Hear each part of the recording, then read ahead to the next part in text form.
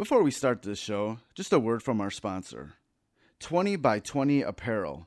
Founded in 2015, 20 by 20 Apparel brings original tributes to pro wrestling's classic arenas, moments, and events. They look to spotlight the bloopers, bleeps, and body slams along with the biggest, smallest, strangest, and strongest that pro wrestling has had to offer.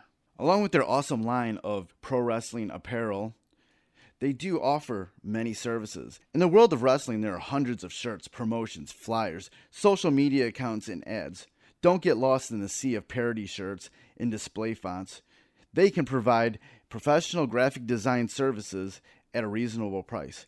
20 by 20 also hand screen prints all the tees in-house. If you would like to discuss possible run of tees, posters, koozies, foam fingers, or whatever, drop them a line. Go to 20 by 20 Apparel. That's the number 20x, the number 20 apparel.com. Now, let's get to the show. Fresh is the word.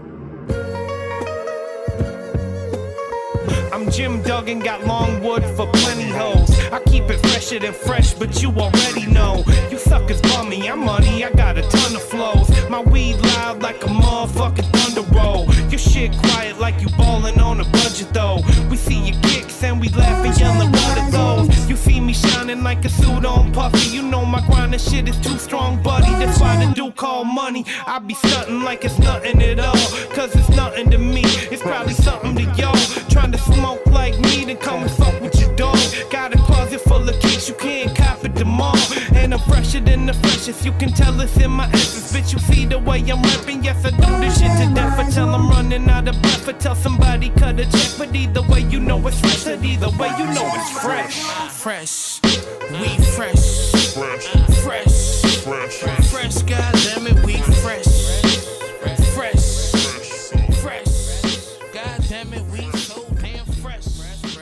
Welcome to the Fresh of the Word podcast. I'm your host, Kelly K. Fresh Frazier. And on Fresh of the Word, we like to deliver wisdom through great stories from the minds of bright creatives of pop culture. Through those stories, we like to dissect the journey of our guests and present actionable lessons and advice for our listeners, no matter what career or avenue of artistry they pursue. And this is episode 112. 112! This episode's guest is drummer, music businessman, producer, technologist, and musician David Frangioni. In the past, he has written for Rolling Stone, Mix, and Robb Report, and is the founder of the Frangioni Foundation, a nonprofit dedicated to inspiring children through drums and music.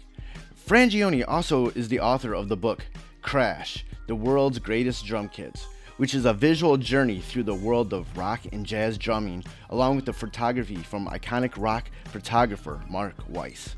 Within Crash, you'll see drum kits from musicians such as Carl Palmer, Ringo Starr, Buddy Rich, Eric Singer, Keith Moon, Peter Criss, Alex Van Halen, Lars Ulrich, Louie Bellson, and many, many, many more. During our chat, we talked about Crash and what lessons we learn behind the stories of these classic drum kits, along with all the high-profile bands he's worked with along his long career in the music industry. We do a lot of talk about Aerosmith and I think a lot about Ozzy Osbourne. So this is a very cool episode. Before we get into this interview with David Frangioni, I definitely want to give a shout out to Knox Money, Bang Belushi, and Foulmouth for the theme music of Fresh of the Word, which I got word the full song will be out in the near future, I guess, on a full-length, free mixtape sort of thing from Bang Belushi via Middle Finger Music. Shout out to Foulmouth. And shout out to Pat313. And also, I definitely want to remind you how you can support the podcast. You can always go to freshofthepodcast.com and share any links of episodes on any of your social media platforms. You can also subscribe to Fresh of the Word pretty much everywhere that podcasts are distributed to and streamed from. Just a listen to this list that I have. There's links on the website. Apple Podcasts, Anchor, Stitcher Radio, Mixcloud, Google Play, TuneIn, Spotify, Breaker, Castbox, Overcast, Pocket Cast, Podbean, and Radio Public. And there's probably a bunch of other applications you can listen to Fresh is the Word at. Just type in Fresh is the Word and it should come up. And if you want to leave a rating or review, that would help on any platform, especially Apple Podcasts. If I see something, it'd be cool if you do that. Definitely give a shout out.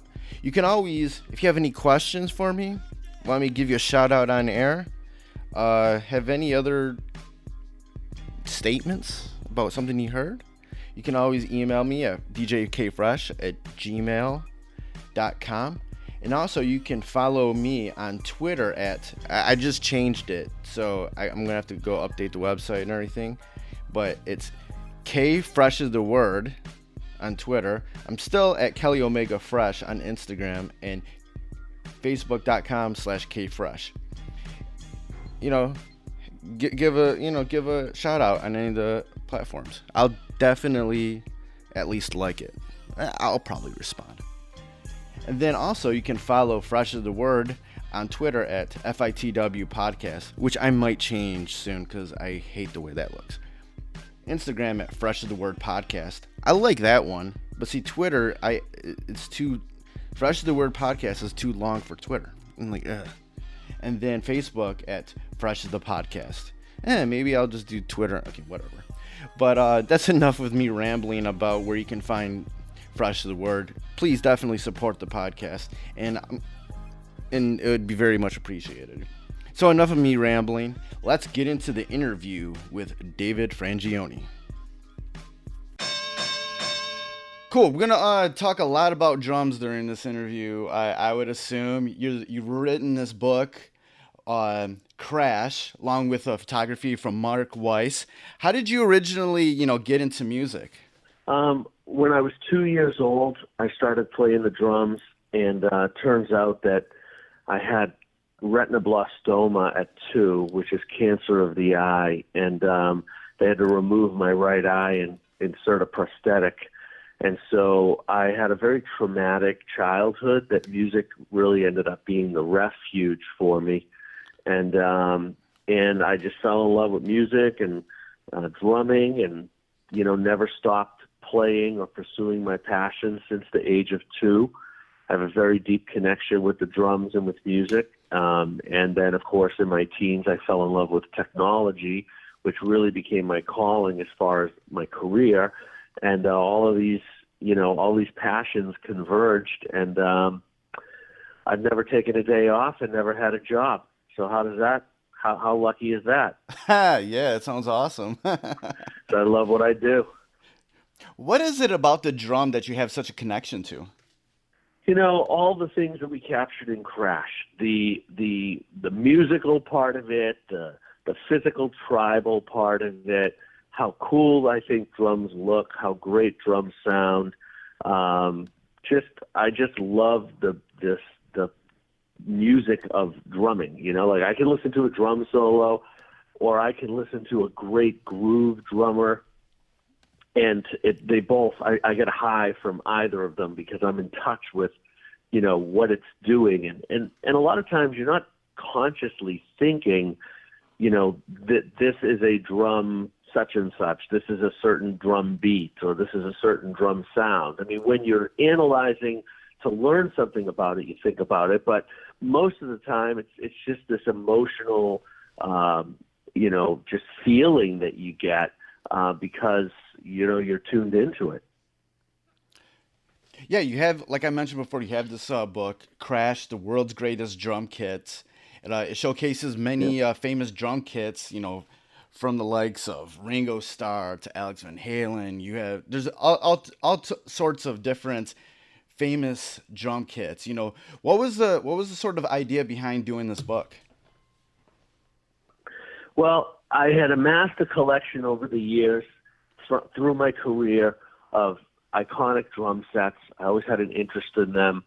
I always believed that it made sense because, first of all, they have value. So, if you're buying a drum kit that's, expensive, then, you want to make sure that it actually has value as well. And I found that there was this blend of collectible musical instruments that I'd love to have and to preserve. And after the collection got to a certain size, I really got serious about how do I share this collection? How is this the legacy of this collection and the beauty, the power, the inspiration, the emotion of this collection? How is it much bigger than me? It doesn't make sense to me for me to have a collection of drum kits, preserve them, their legacy, their heritage, their importance, and only for my enjoyment. That just didn't seem like, it just didn't make sense to me. It wasn't fulfilling. If I had a couple of drum kits, okay, it's my own personal thing. But once it got large enough, it's like, this has to be shared. The purpose of this is much greater than one man's collection. And so I put the book together. I ran into Mark Weiss. I was with the guys from Kiss, and I was hanging out with them for a week when they were doing this little southeastern tour jaunt, and we were flying around on their jet and everything else. And Mark Weiss was the other guest because he was doing photos for them for an upcoming European tour that they needed photos for. So they were doing them on these little one-off dates. They were doing the photo shoots, and so Mark and I became fast friends. He already had a book deal with the same publisher as my publisher, Insight Editions, so we immediately clicked, and I said, well, it would be an incredible honor if you would shoot the drum kits for Crash, and he was like, yeah, that's amazing, and here we are. Awesome. When you sort of take all these drum kits that are featured in this book, is there sort of a common theme, a common story that kind of goes, that's behind every one of these drum kits of all these famous drummers throughout rock and pop music history? Absolutely, and it would be inspiration. Every one of those kits gives you this feeling and inspires you, and it's to the degree that it does it will, of course, depend on what the person's interests are. So if you're a Keith Moon fanatic, we have his premier reissue kit of Pictures of Lily, one of the most iconic rock drum kits ever created. The kit in its original form has been broken up into pieces all over the world, so it doesn't exist as a kit anymore. But Premier did a very limited reissue of it with the Keith Moon estate in the early 2000s, and it's very rare, although a reproduction, and we have the full kit, of course. And so you look at that kit, and if you're, and it just brings back so many memories and so many incredible thoughts and of Keith Moon and the Who and that time period and the innovations and all about it. Then you look at the Neil Peart R30 kit, or you look at one of Buddy Rich's kits, or you look at one of Alex Van Halen's kits, or Carl Palmer's stainless steel kit, which is one of the kits on the cover, which I got from Ringo Starr and after he got it from Carl. There's just so much inspiration everywhere. Whether you're a drummer, whether you're a drum nut, whether you just love musical instruments, whether you're a collector, there's so many different types of people that this book is for. And I'm really proud of that because, the great thing about having a book like this is for the rest of eternity. It can get handed down. People can share it with their kids. They can use it to inspire each other. They can use it to make a day that might be a little glum a lot nicer. They can use it for ideas about their own drum kit setups. They can reference it for history, although that wasn't really the purpose of the book, but it serves that in some capacity. There's so many layers to the inspiration that this book brings, and that was really the crowning achievement. Yeah, you've worked with so many legendary artists, Ozzy, Aerosmith, Stones, Ringo Starr, Sting. And is there anything that you've noticed about working with that sort of pedigree of music stardom that sort of, resonates with all of them? Oh, absolutely. The standard is incredibly high. The focus and the the get it done right and once. Right. And I work for clients that aren't rock stars, but who are very successful and very wealthy. And I say that because it's the same standard there too. So there's a set of principles that apply to all of these situations that if you subscribe to them and you really, deliver the goods, then, you find that from one to the other, you're able to be successful.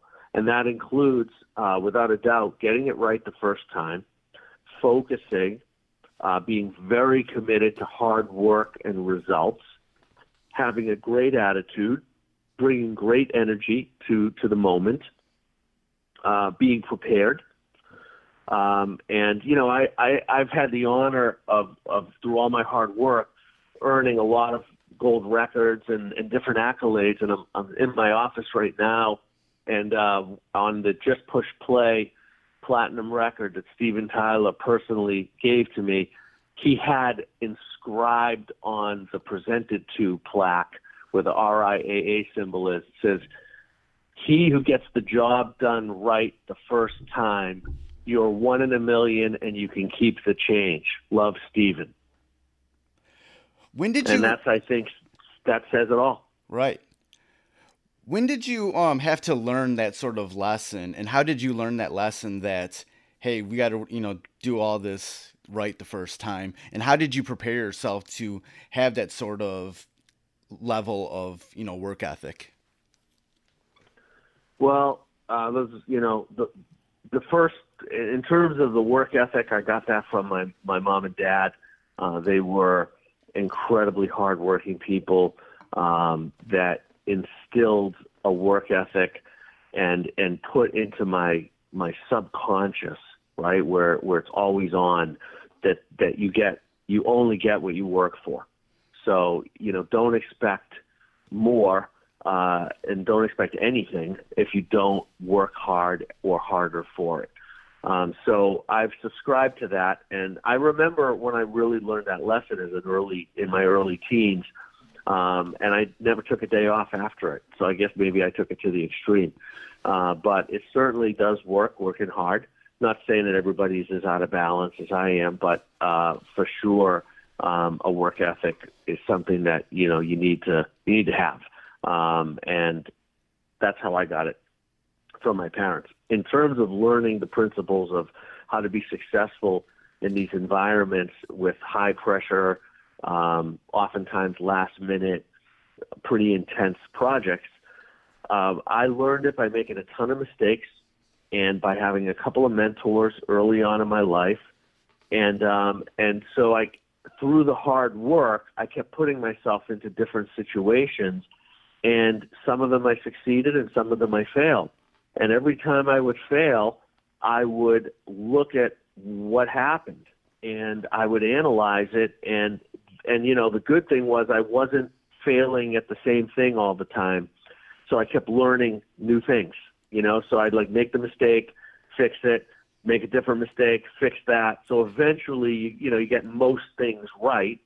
And that kind of added up to my philosophy. And I did a lot of reading, a lot of studying, read a lot of books by, a lot of the greats, all the usual stuff early on, Dale Carnegie and Napoleon Hill and Joe Girard and, Tony Robbins. And then, then you start drilling down more and more and more into,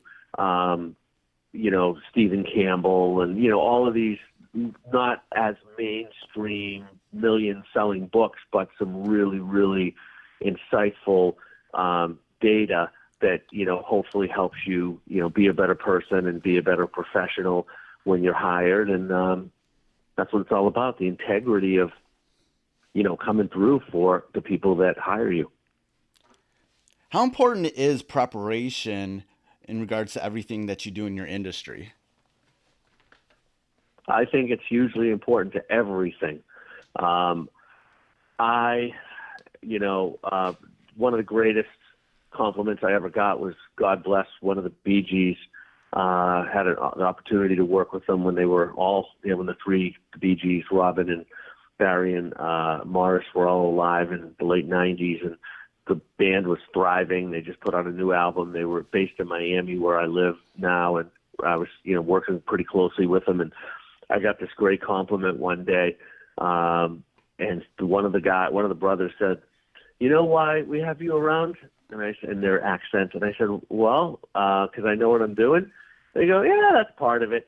But they said, "It's because you wear a belt and suspenders." I know it's a little British, even though they're from Australia, but it was perfectly said. That's preparation. That's saying, okay, these 5 things can go wrong, so here are the anecdotes. These 3 other things probably won't go wrong, but here are the anecdotes anyway. And this thing over here always works, and here's the anecdote if and when it doesn't. Great.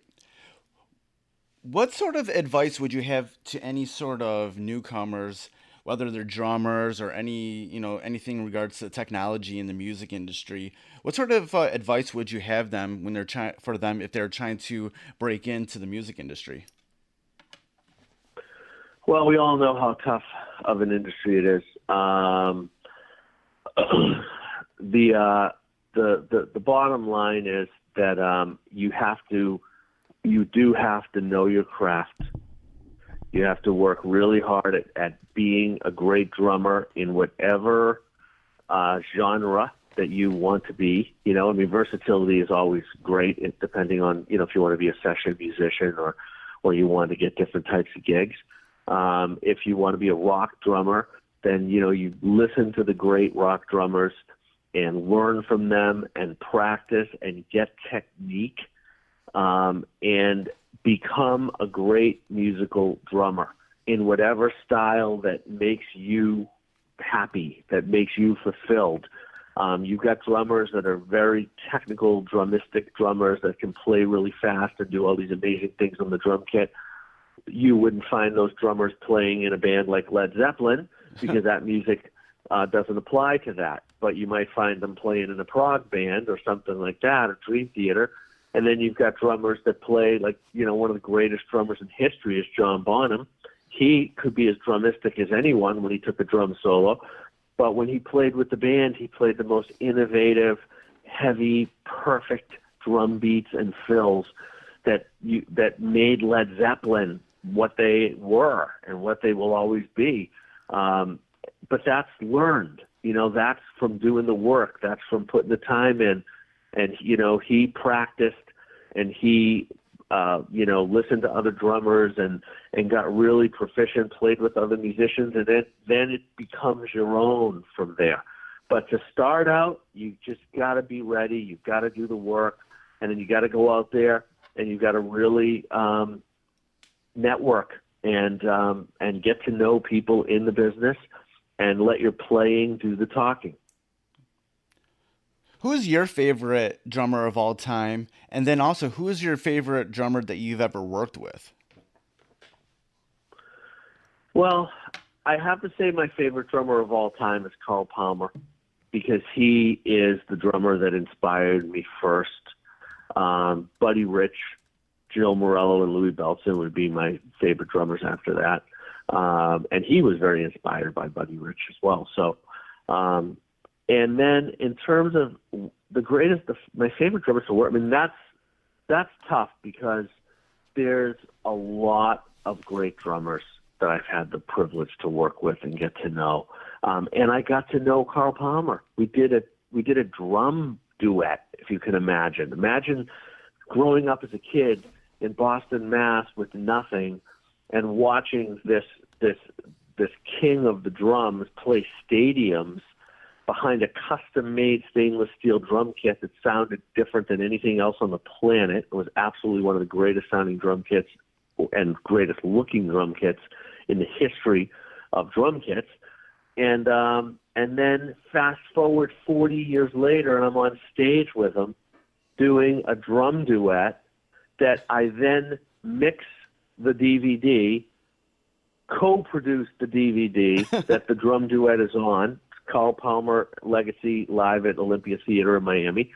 And we become great friends. and I have the stainless steel kit. Crazy. Completely. Nice. When you're working with all these musicians, what's sort of your role in everything? Are you sort of guiding what their vision, or do you ever almost become part of the band? Like, what is your role in everything? My role is usually a one-stop shop. It's usually to be the technologist. It's usually to be the engineer. It's usually to be the MIDI guy, et cetera, et cetera. It's like the one-man show. That's my role. An artist brings me in. I can build their recording studio, work on the first record they do after they finish the studio if they want, or train whoever their engineer is, help them with all aspects of their technology, and basically, just be a one-man show. What's been your favorite record that you've been a part of, doing any sort of work on? I mean, I'd have to say Get a Grip, just because it's one of the biggest selling records in history, and it was really a big deal for turning Aerosmith around. How was it at that time? Because like you said, that that was a big album for Aerosmith. It really did turn them around. What was sort of the mood of the band during that time when they were making that record? From your perspective. It was coming off a pump. There was incredible energy, incredible creative juices. They were still the early days of co-writing songs. They brought Taylor Rhodes in, who ended up doing Crying, and they brought Mark Hudson in, who did Living on the Edge. And it was just incredible collaborations and incredible energy. And, it's just like that once in a lifetime, that just I was working with the right band at the right time and was able to, be a part of history in a way that's, really, really special. What are you working on right now? Do you have any projects in the mix, whether it's just working with bands or things that you're sort of curating outside of the Crash book? I am working on a lot of projects with one of my companies, Audio One. I'm doing some artist development for a couple of different artists. I am,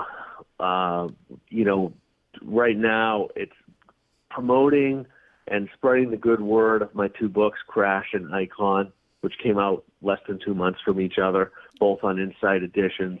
And, running the Audio One technology company and working, as a technologist with all different bands and all different clients. I mean, I have over 60 concurrent projects going on in all different facets because I do business as a businessman. I'm doing deal making as an artist development person. I'm coaching and helping artists put their careers together. As a technologist, I'm building facilities and studios for different clients. As the owner of Audio One, we're doing turnkey installations and design build projects for technology spaces all over the world. So I've got a lot of irons in the fire. Being around so long and working with such high profile talent, from your perspective, how has the music industry changed throughout those years from your perspective? And, what do you think people need to do to survive the music industry these days, especially with so many different changes in technology and the internet and whatnot? Well, the music business has changed, and it's never going back to what it was. And now it's just a lot harder to make a living at it. And you just gotta find what you love. I mean, that's really the key thing. It's just the music business is where you'll end up, but you're there because you love what you do. And whatever that is. When I started out, I thought for sure I was going to be the world's greatest drummer when I was 10 years old. By the time I was 16, I realized that I wanted to be a great drummer, but my career and calling was in technology. And so I just immersed myself in it and followed my heart and worked really hard to be able to have a career in it. In regards to technology and music, what's your thoughts about that? Because there is a lot of technology out there now. It's making a lot of things, much more easier. You can record things a lot easier. There's so many more options out there. What is your thoughts about the way technology in the music industry has gone? Well, the tech, it just keeps growing. I mean, someone asked me the other day, like, you've been in this for 34 years.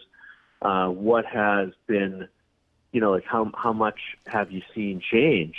And I'm like, everything, I mean, it's been 150 sea changes, so it really comes down to, just keeping up with it and following your heart and always staying on top of it. And, and the next thing you know, you'll be somewhere. In regards to the technology in music, is there anything that you miss that existed in previous generations of the music industry that maybe isn't around anymore, just in regards to the technology? Say that. What was the question? Is there any, just in regards to technology in music, is there anything that might have existed that was prominent in other generations, previous generations of music, that maybe isn't as prominent or doesn't even exist anymore that you just miss? No, not really. Not that I miss. No, everything just keeps evolving, and I think that you just look at everything that's coming out, and it just keeps getting better, faster, more reliable. Just keeps just growing. Just everything just keeps on. It just keeps evolving. We had dedicated sequencers years ago, and dedicated drum machines, and now you find that everything's kind of in in one thing, and it just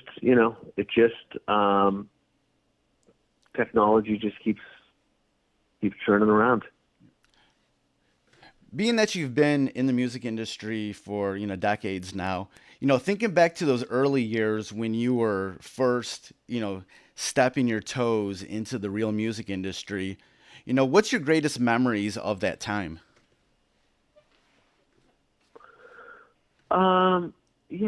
Just every time you got to work with a new client, that was really the most exciting thing, is to be able to, just experience all of these different clients. I mean, it's really such an honor, it's such an honor to work with, Ozzy and Aerosmith and all these amazing bands. Like, it's just, that's what really is, that's really my memories of, like, as I work with these different clients, like you just never forget. Do you sort of remember the first moment that you had where you realized, hey, this could be my career, this might actually work out? No, not really. I just started consulting and just kept working at it, and I never really, I never. No, I don't. I can't say that. It didn't really happen that way for me. For me, I was, I just started consulting, and I never had a plan B, I guess would be the best way to put it. Right. If anybody listening to this interview doesn't matter what sort of creative industry that they're in, if they could, extract one lesson, one bit of knowledge from your career and apply it to their own life, what would that be? Never give up.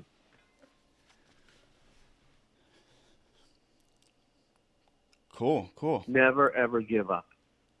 That's what you should get from my career and life, that you can start with nothing and accomplish whatever it is that you want. Awesome. It's been great talking with you, David. Before we get out of here, where can people go online to find out more information about what you've been doing? Well, they can go to frangionemedia.com. They can look up my social at David Frangioni, Frangioni. And I hope everybody enjoys Crash and Icon. And thanks for taking the time to talk about them. Very passionate about these projects and these books. And I think people are really going to enjoy them and should check them out. All right, great, man. It's been great talking with you, and good luck with everything. Thank you, Telly. You too. All right, that was my interview with David Frangioni. Dropped a lot of great advice about the drumming world, about the music business, some great stories about working with Aerosmith. That was pretty awesome. All the links online to be able to purchase Crash, the world's greatest drum kits, from David Frangioni and Mark Weiss, along with where all the links to follow David Frangioni are on the show notes for this episode at freshasthepodcast.com. So great. That was another interview in the books. Thank you for listening. Goodbye and good night. Fresh is the word.